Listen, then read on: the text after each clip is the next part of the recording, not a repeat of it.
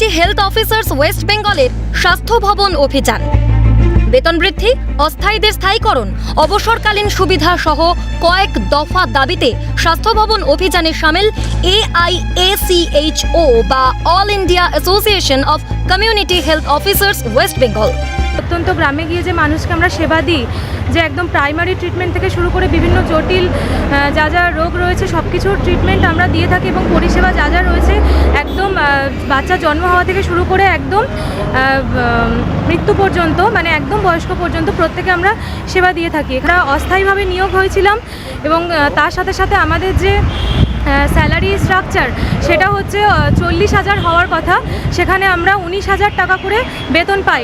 তো অবশ্যই চাইবো যে আমাদের যা যা সমস্যা হচ্ছে দেখা হোক, কারণ আমরা ওনার মমতা ব্যানার্জির স্বপ্নের প্রজেক্ট, উনি কিছুদিন আগে এক্স হ্যান্ডেলে বলেছিলেন যে টেলিমেডিসিন পরিষেবা চালু হওয়ার পর থেকে গ্রামের বহু মানুষ বিভিন্ন জটিল রোগের চিকিৎসা পাচ্ছেন এবং ডাক্তারবাবুদের মাধ্যমে তারা আমাদের মাধ্যমে কমিউনিটি হেলথ অফিসার যারা তাদের মাধ্যমে কথা বলতে পারছেন।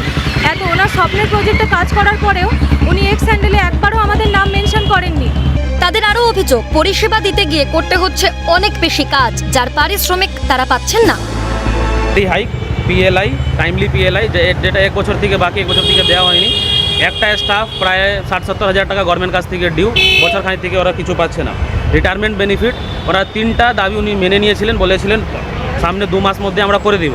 কিন্তু আমরা যে লাস্ট মার্চ মাসে এসেছিলাম 12 তারিখে, ওর পর আজকে জুলাই মাস হয়ে গেছে 25 তারিখ মতো, আজ অবধি কিছু কাজ হয়নি। তাহলে কাজ এ কাজ ও কাজ মানে চাপিয়ে দেওয়া হচ্ছে, কিন্তু টাকা দেওয়া হচ্ছে না।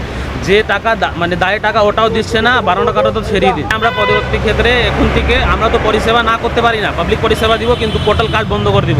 আন্দোলনে যাব, কিন্তু আশা রাখবো যে আমি সরকার যেন আমাদের দিকটা মানবিকভাবে দেখেন এবং ওয়ার্কলোড যেটা আছে সেটাও যাতে যতটা পারা যায় আমরাও আমাদের তরফ থেকে যতটা পারবো মানে we will try our level best.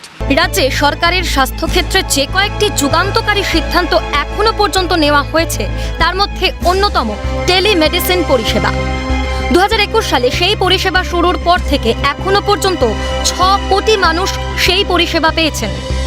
দিন কয়েক আগে রাজ্য স্বাস্থ্য দপ্তরের এই সাফল্যের কথা গর্বের সঙ্গে নিজেই সমাজ মাধ্যমে তুলে ধরেন মুখ্যমন্ত্রী মমতা বন্দ্যোপাধ্যায়। কিন্তু যারা এই পরিষেবা প্রদান করছেন তাদের দিকে নজর রয়েছে রাজ্যের প্রশাসনিক প্রধানের। শুক্রবার স্বাস্থ্য ভবনে তারা ডেপুটেশন জমা